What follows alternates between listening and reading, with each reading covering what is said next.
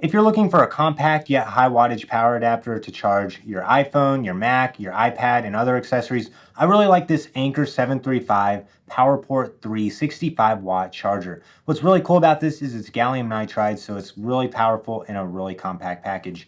It's very small, especially when you compare it to the size of some of Apple's other stock power adapters like the 20-watt one, or even their dual compact 35-watt power adapter.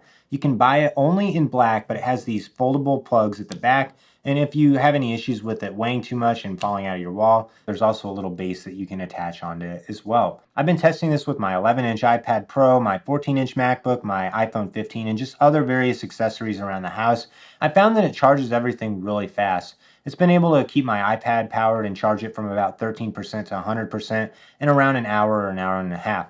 It's been able to keep up with my 14-inch MacBook Pro when that's been the only thing that's plugged into it. The biggest issue I have with this is even though it's 65 watts, as soon as you plug multiple devices in, your total amount of wattage does drop, and you're also splitting the power that you have between both the USB C ports and the USB A port at the bottom.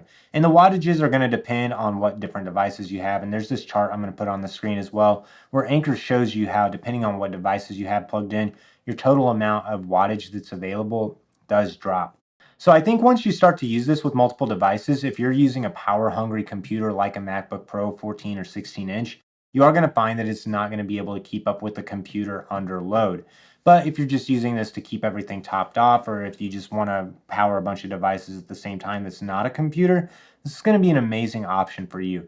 Say that you're trying to charge your AirPods, your iPhone, and your iPad. This is going to be a perfect charger. Or if you're using a smaller Mac like the MacBook Air that typically ships with a 30-watt charger, this is also going to be a really great option to keep that plus extra accessories powered at the same time. This charger typically comes in at about $50, which I think is a pretty good buy for it. There's a newer version of this that's a little less deep. It's the 67-watt, but it is a little bit wider as well, and the performance of them is about the same. This 735 can typically be found for about $10 to $20 cheaper than the other one. So honestly, I would recommend just buying the 65-watt charger and not the 67-watt charger. The 735 comes with an 18-month warranty, and Anker is known for being really high quality and also having great safety features that are built into all their products. So who should buy the 735? I think users who have a MacBook Air and who are looking to minimize their setup a little bit and keep all their devices charged with one power adapter is exactly who this is targeted at.